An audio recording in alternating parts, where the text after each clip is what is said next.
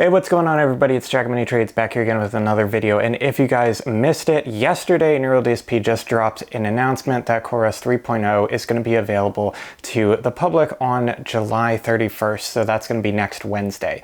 Now, this is really exciting because it's basically the final thing that NeuroDSP had promised when they initially announced the Quad Cortex and it got released.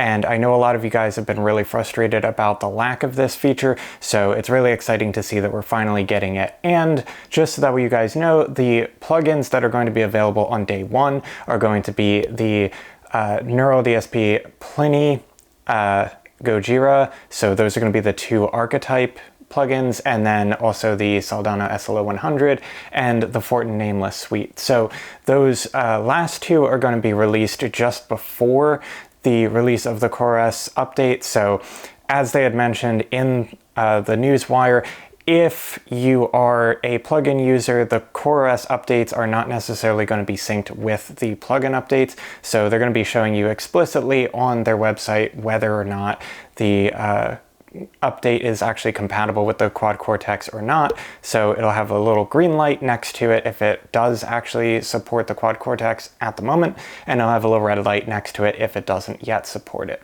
So that's pretty nice, just for those of you guys who are interested in getting right up and running with your plugins.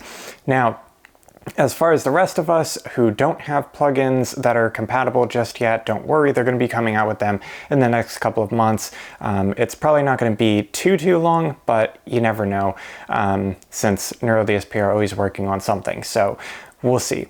But with that being said, what's really nice is that even if you don't have plugins that are compatible, like myself, at the moment, you're at least still going to be getting some new devices. So basically, they're going to be releasing the transpose feature doubler, transpose blend, pitch correction, circular delay, plugin gate, plugin doubler, plugin blend, and plugin graphic 9 for all users of the Quad Cortex, regardless of if you do or you don't have plugins. Another thing that is really important to note is that you can have your plugins on up to 3 Quad Cortex devices at a time, and it doesn't use your iLock device number. So that is something that's really important and something that they had mentioned in a previous newswire update, but I figured I'd mention it here since now we're actually going to be able to start using plugins very soon.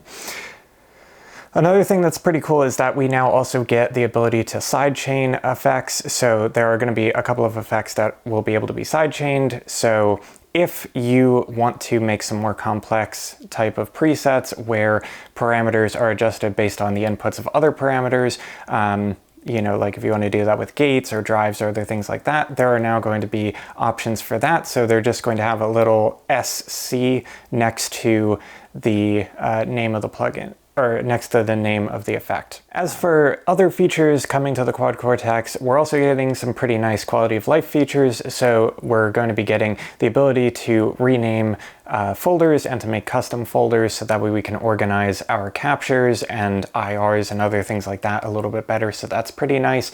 We're also going to be getting a unified add feature for any of the blocks, whether it be amp blocks, plugin blocks, effects, or anything else. It's going to be a little bit more unified and going to be a little bit nicer as far as the UI.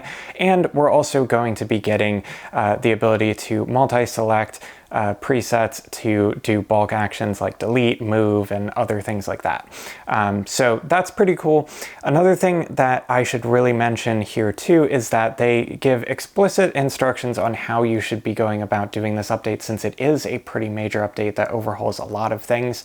One of the major things I think that should be mentioned is that you should not be doing this update from Cortex Control. So if you have been using Cortex Control a lot with your Quad Cortex, before you update, make sure that you disconnect your Quad Cortex from the desktop app. If you do leave it plugged in, there could be some issues arising from that. Also make sure, of course, that your internet connection is stable, that you have a spare 35 to 40 minutes or thereabouts for the plugin update to fully set in and for everything to work itself out. Also, make sure that you back up your Quad Cortex before you do the update.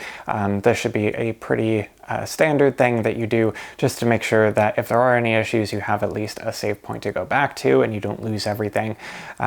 You know, pretty standard as far as technology updates. But again, as with everything in my videos, I'm going to be leaving links to all of the Newswire updates down in the description below so that you can read through them at your leisure. But with that being said, I hope you guys enjoyed the video. If you did, definitely make sure to leave a like, drop a comment down below. What are you most excited for? Are you most excited for plugins? What's your favorite plugin from Neural DSP? And which one do you want them to come out with an X version for next? For me, that's going to be the Tim Henson. I really like the multi-voicer, and I think that that should be something that they release pretty soon. I also think that the Rabea plugin is really cool, although I don't have it, but it would be really neat to have that synthesizer in the Quad Cortex. But what are your thoughts? Leave them down below. And with that being said, definitely make sure to share this video with your friends, drop a like, and subscribe. And I will see you guys in the next video. Later.